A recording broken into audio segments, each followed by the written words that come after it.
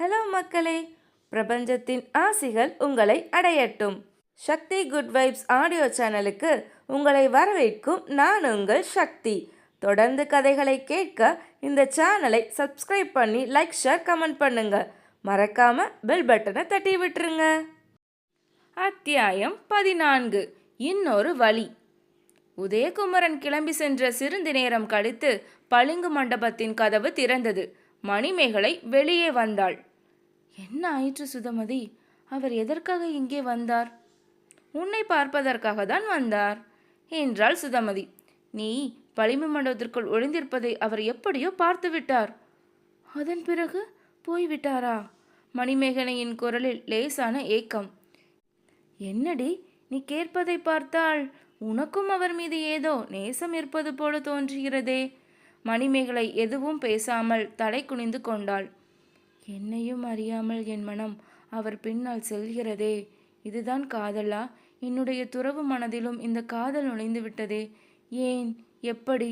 இவர்கள் இருவரும் பேசிக்கொண்டிருந்த நேரம் அந்த பளிங்கு மண்டபத்தின் உள்ளே ஒரு பெண் உருவம் தோன்றியது. யார் அந்த பெண்? மணிமேகலா தெய்வம்தான். பூம்புகார் நகரத்து இந்திர விழாவின் சிறப்பை பார்ப்பதற்காக இப்படி மனித உருவெடுத்து மண்ணிற்கு வந்திருக்கிறாள். அந்த மணிமகளா பளிங்கு மண்டபத்திற்குள் இருந்த புத்த பீடத்தை சுற்றி வந்து வணங்கியது. பலவிதமான பாராட்டு சொற்களால் புத்தரை போற்றியது. பின்னர் அப்படியே வானில் உயர்ந்து சென்று பூகார் நகரத்தின் அழகை பார்வையிட ஆரம்பித்தது. பூம்புகார் பெண் அன்றைக்கு வழக்கத்தை விட அழகாக தோற்றமளித்தாள். பல வண்ண மலர்கள், பறவைகள் நிறைந்த அகழி, அதற்குள் ஒரு கம்பீரமான மதிர்ச்சுவல், மதில் வாசலின் இரு பக்கமும் பெரிய தோரண கம்பங்கள், அதனுள் கோயில்கள், ஒவ்வொரு வீதியிலும் விதவிதமான அலங்காரங்கள், திருவிழா கோலம், எங்கு பார்த்தாலும் எழிலின் காட்சி. நகரை ரசித்து முடித்த பிறகு மணிமேகலா தெய்வம் மீண்டும் ஓவனத்திற்குள் இறங்கியது. அங்கே நின்றிருந்த சுதமதி மணிமேகலையின் முன் வந்து தோன்றியது. பெண்களே, நீங்கள் யார்? இந்த நேரத்தில் நீங்கள் தனியாக நின்று கொண்டிருக்கிறீர்கள். உங்கள் முகத்தில் ஏதோ கவலை தெரிகிறதே. என்ன விஷயம்? சுதமதி தான் முதலில் பேச ஆரம்பித்தாள். இவள் என்னுடைய தோழி மாதவியின் மகள். பெயர் மணிமேகலை.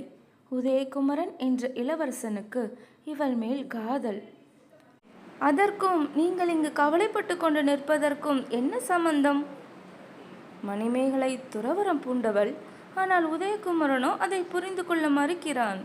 எப்படியாவது இவளை மணக்க வேண்டும் என்று பிடிவாதமாக நிற்கிறான். அடுத்து என்ன நடக்குமோ என்று நினைத்தால் எங்களுக்கு பயமாக இருக்கிறது.